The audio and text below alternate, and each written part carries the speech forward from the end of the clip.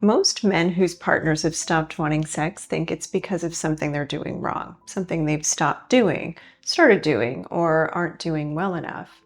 But after working with thousands of people and hundreds of couples in this exact situation, I can tell you the real reason your partner has stopped wanting sex is something most men have never been told about how a woman's desire actually works.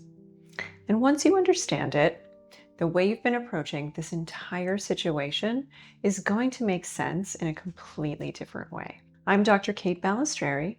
I'm a clinical psychologist, certified sex therapist, and the founder of Modern Intimacy. My team and I have helped thousands of men reignite the desire and intimacy they had at the beginning of their relationship, including those who were certain it was never coming back. So in this video, I'm going to walk you through exactly why this is happening, why everything you've tried hasn't worked, and what it takes to actually shift this dynamic for good. And if you'd like professional support from someone who's helped thousands of couples through this exact situation, click the link below to book a free consultation with me or my team. Let's get into it. So what's actually happening in your relationship right now? If your wife used to want you and now she doesn't, what's really going on underneath that changed? What you're experiencing has a name. It's called desire discrepancy, and in the majority of long-term heterosexual relationships, one partner ends up with chronically lower desire than the other. That's not a sign that your relationship is failing necessarily. It's a sign that your marriage is long-term.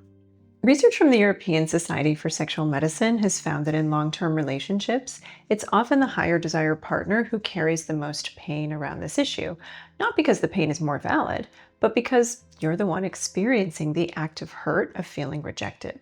You're the one experiencing the active hurt of feeling rejected, and you might also be frustrated and feel like your partner isn't interested in sex, be wondering if you're ever going to have sex again, and be really curious about when you're going to have a resolution. And it may also feel really frustrating because your partner doesn't have the same kind of urgency that you have in solving the problem. There are many discrepancies happening at once that can add fuel to the flame. But let me be really clear. What you're feeling is not neediness. It's not weakness. There's no shame in wanting to feel desired and wanting intimate connection with your partner. Research from Dr. Brotto showed that the pain of feeling sexually rejected by a primary partner is comparable in intensity to other forms of attachment distress. Your nervous system essentially is responding to this in the way that it would respond to any other threat that you could experience in your most important relationship. I say this to show you that everything you're feeling is to be expected, and it can be extremely frustrating to feel like nothing that you do or say is making it any better, no matter how hard you try. Why everything you've tried has made it worse. Why does trying harder seem to push her further away? Well, this is a very common trap that most men in these situations fall into. When your wife pulls away sexually, your instinct might be to try and earn her desire back, be more attentive or more romantic, or engender more effort in bed, or more around the house. And that, of course, makes sense because effort is what fixes most things in life. But desire does not always respond to effort. In fact, the harder you try, the more transactional it might feel, and the more desire might tend to recede. Clinically, Dr. Emily Nagoski has done a ton of research on sexual response, and her research shows us that arousal has two parts: an accelerator, or a sexual excitation system that responds to things that turn you on, and then a brake that responds to things that shut arousal down, or your sexual inhibition system. For most women in long-term relationships, the brake is far more powerful than the accelerator, which means that no matter how much you press the accelerator, you can't override the brake that's already been engaged. So let's think about what the brakes actually might be for your wife. Exhaustion, mental load, resentment that's built silently over years, feeling like her body isn't her own or isn't for her, feeling pressure from you even when you're trying your hardest not to pressure her. All of those things press that brake down, and until the brake lifts, no amount of acceleration can reach her. Another helpful way to think about this is a dynamic that's often called the pursuer-distancer dynamic, which research has shown in long-term couples to get worse and worse over time, not better. So what does that mean? It means when one partner increases their pursuit of the other partner instinctively increases distance. The more you reach for her, the more her nervous system reads it as a demand, and the more her body instinctively pulls away. This doesn't necessarily mean that she doesn't love you or care about you or even want to be intimate, but it might mean that her nervous system is reading expectation, is reading obligation, and is reading this is for someone else, not for her. When that happens within the context of desire, expectation, obligation is the antithesis of desire. So her nervous system may be putting that boundary up because it's self-preservational. Right? She doesn't have anything to give. She might need some kind of restoration. She might need some space. She might need the time and the distance to come back to desire on her own clock and in her own rhythm, in which case it would feel organic for her to move toward you. Now, that might feel frustrating for you, but unfortunately, when people are stuck in that cycle of pursuit and distancing back and forth, the only way out is to interrupt it and try something different, which means that you might feel a little more frustration before you see the rewards of that effort. Now you might be able to see why the surface level efforts that you're engaging in usually aren't enough to shift the dynamic. I want you to know that you don't have to walk through this alone. Click the link below to book a free consultation with my team, where we can walk through what you're experiencing and help you understand what the next steps can look like for you. What's really shutting her desire down? If it's not about you personally, then what is it actually about? It's unlikely that her desire has disappeared altogether if it once was very strong. In fact, it's more likely that her desire is quite suppressed. That's a huge difference. If desire has disappeared, well, then there's nothing really to recover. But if desire has been suppressed, it's still there, underneath whatever is holding it down. And the real work is understanding what's holding it down and holding her back from accessing it. So one thing that a lot of men have never really been educated about is about how desire works. There are two kinds of desire: responsive desire and spontaneous desire. So while no group is a monolith, men tend to experience more spontaneous desire, but they also experience quite a bit of responsive desire. And women do experience spontaneous desire, but they tend to experience more responsive desire, according to the research. So let's break down what that means. In spontaneous desire, typically the urge comes first and then the arousal during sexual activity comes next. But for people who experience responsive desire, the desire doesn't show up before arousal. It shows up after, which means she's not going to feel like having sex until after something already feels good. And if the conditions around her are not right, then something never starts. Responsive desire needs specific conditions: feeling emotionally safe with you, feeling like her mind is quiet enough to be in her body, feeling like sex is for her, not just something she's performing for you, feeling like there's no agenda or expectation. In fact, feeling obligated to be sexual has an inverse relationship with desire. In other words, the more someone feels that sex is an obligation, the less desire they're going to feel in their bodies, which is so important when we're thinking about the way that responsive desire shows up as opposed to spontaneous desire. Most women want to feel like there's no agenda or expectation.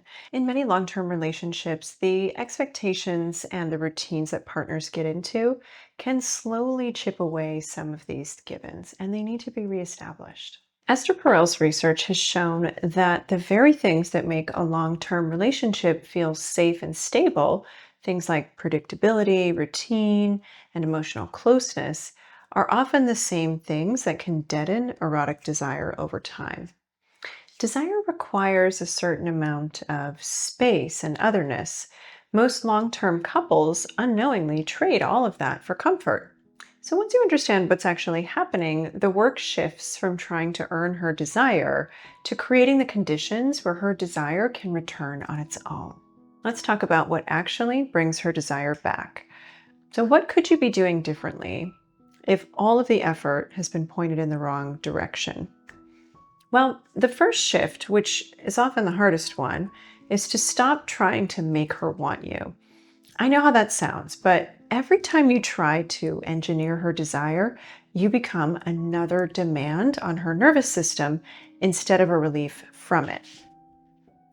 So the first move is actually taking your wanting off the table, not forever, but long enough to let her nervous system rest. Let's talk about the concept of non-demand affection. This is about physical closeness with no sexual intent attached. So holding her hand, sitting next to her without an agenda. The catch is it really has to genuinely be non-demand, not non-demand on the surface while you're secretly hoping it leads somewhere. Women can feel the difference instantly. And if there's a hidden agenda in your touch, those breaks will re-engage. Let's also talk about inequities in mental load, because this is where most men get defensive and also where the real progress lives. So what is the mental load? It's the constant tracking of who needs what, when the groceries need to be bought, what the kids need tomorrow. This is one of the biggest libido killers in long-term relationships, because too much mental load puts her brain in a perpetual manager state.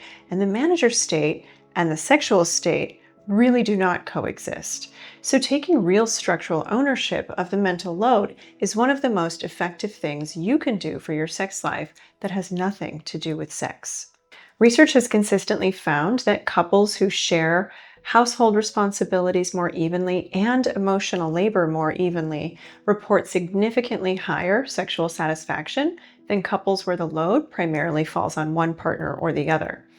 So the path to her wanting sex again runs directly through how the two of you manage the rest of your lives together. So I want to paint a picture for you of what it actually looks like when a couple gets to the other side of this. Because I know right now it probably feels like that may not be possible for you, but in most cases it is.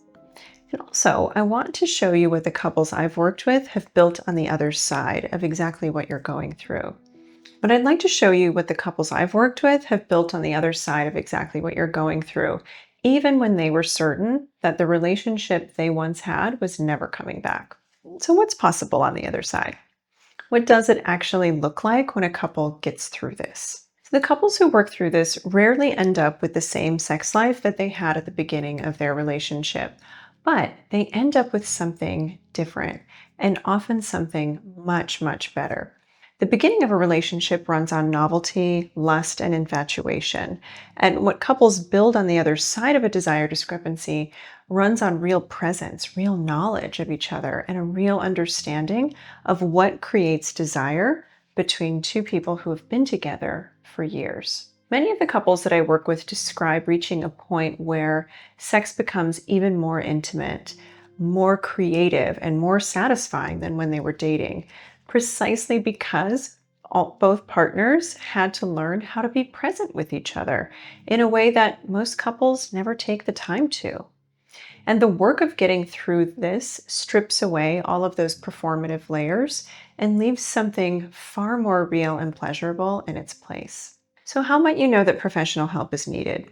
Well, if you've been stuck in this pattern for months or years with no movement, it might be time to consult a sex therapist or a couples therapist that specializes in sex therapy.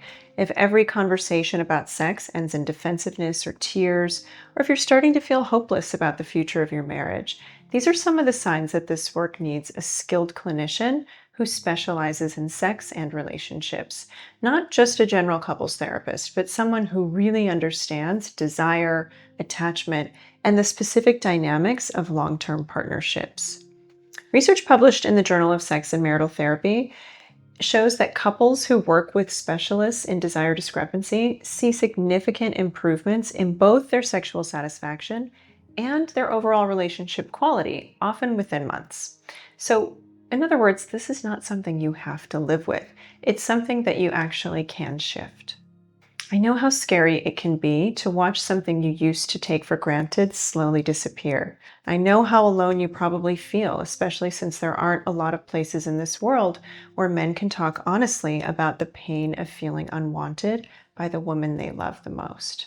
You're told that you should just be grateful for what you have, or that this is just what happens when you've been with someone for a long time. I really want you to hear me when I say that none of that is true. I sit across from men every single week who once felt exactly the way you feel right now, and I've watched those same men a few months later describe a version of their relationship that they didn't think was possible.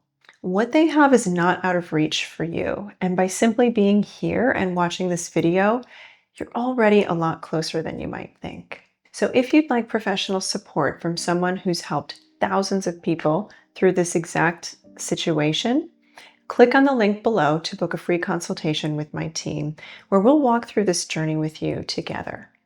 Thanks for watching, and I'll see you in the next video.